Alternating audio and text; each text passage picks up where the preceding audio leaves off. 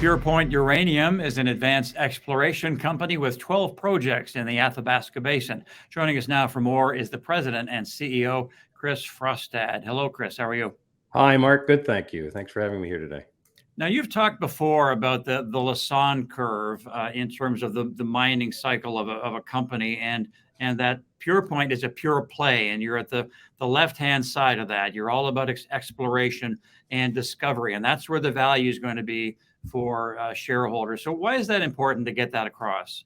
Well, I think investors need to understand what they're dealing with, and we get asked all too often how soon will we be going into production. And in case that's not actually the value proposition that we move forward with. I mean, the Lassonde curve, as you will, or the life cycle of a discovery, really goes from exploration into that discovery point where you identify something that didn't exist before, and then it kind of plateaus out, or actually troughs out, while that project is, well, it's determined whether it can be mined economically. And as you start to de-risk it, you get into that development stage where, again, value now starts to be created as that project moves toward production. We are very clearly an explorer, and our value proposition is the immense value that's created by making a discovery, primarily, where we are in the basin. Because if you look at the resources that have been identified, say 3, 4, 5 of them over the last 10 years or so, you can see in each one of those cases, the returns to investors have been huge.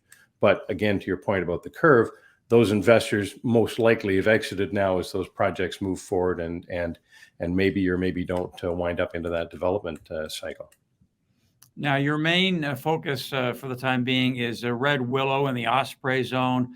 And you said that you just keep finding mineralization up this running north up this 1.2 kilometer trend. What's the latest there? Right. Well, we identified that in January when we were following up on some earlier work we'd done and identified uranium mineralization in the area. And as we started to move forward, trying to identify where it was coming from and the deposit potentially that it was coming from, it just kept going, that mineralization. And it's and again, I'm not to say we're drilling into a deposit per se, but what we are finding is this regional trend of uranium mineralization that's evidence of some sort of massive event in the area. So we actually got our drills back out. They're out there right now as we talk, following up on that to determine the boundaries of this region of mineralization, so that we can go back in the winter when it's a little easier to drill out in that area and really start to define and trace and track back and figure out where the appropriate structures and settings might have been for a deposit in that area. And Chris, you also say you're currently drilling at Turner Lake, and you've said that you think and you hope that it may have a similar geological makeup to Cameco's McArthur River, correct? Well, something along those lines. We're in again, Turner Lake is in an area where there's been a significant amount of uranium found in the region. Along the western side of that area is what we call the Laroque Corridor, where Cameco has found over approximately 30% uranium over 10 meters. Orano has found similar as well. And then just to the north, adjacent to our project, IsoEnergy recently announced their resource estimate of close to 50 million pounds at almost 34% ore grade, which is outstanding. It's probably the largest ore grade deposit in the planet right now. So our project continues at the north end of that trend. The target that we've identified has a setting and a trap, if you will, that is not uncommon in the area. We saw it at Key Lake. We've seen it at McArthur, and we'll be drilling up there. We're drilling up there for the first time.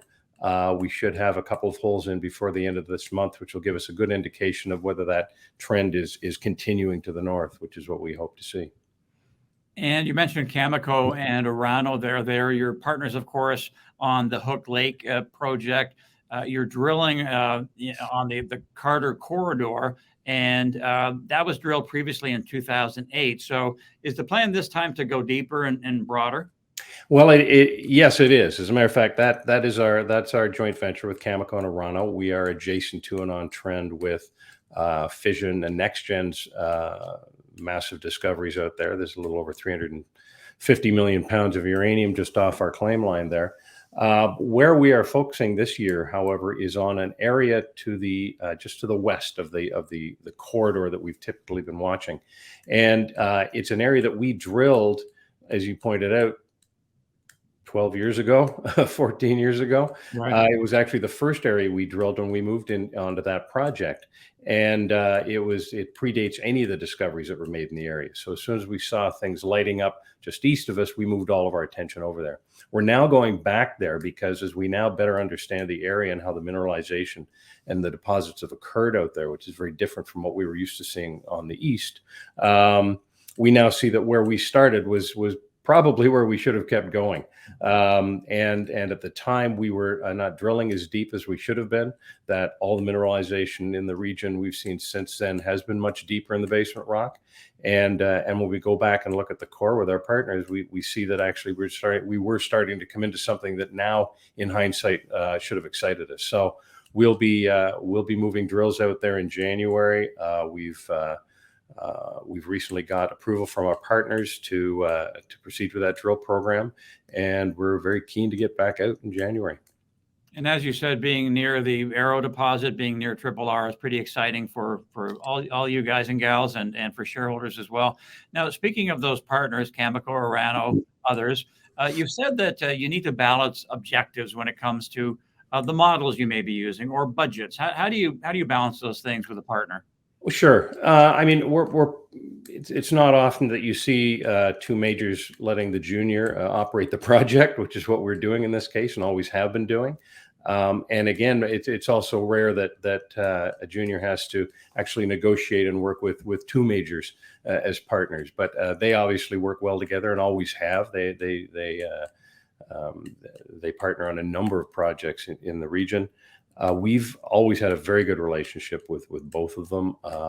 They support us financially, they support us technically.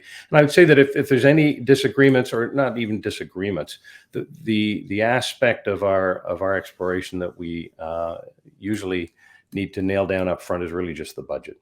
And their budgets have changed over the last 10 years from year to year. Their priorities change as well. They're looking 5 to 10 years out where they might need feed. We're looking 5 to 10 weeks out where we might need some news. So it's different in that respect. But when it comes down to the exploration we're doing and the work we're doing and where we're focusing our attention, they provide us with a lot of technical input. But at the end of the day, they leave it up to us to set up the plan and carry it out. And lastly, Chris, you're planning a lot of drilling the next year or so. Because of the activity you've done, because of the activity you're going to be doing, and because of your location, which you've talked about, does it feel like to you, you've been out there a long time, that a discovery is inevitable? Oh, absolutely, it's inevitable. It's absolutely inevitable. Just like that. When you look at the amount of money that's being spent in the basin right now over the last year or two, and it's akin to what we saw happen during the last real boom cycle. This is not a cheap endeavor. Exploration is not a cheap endeavor.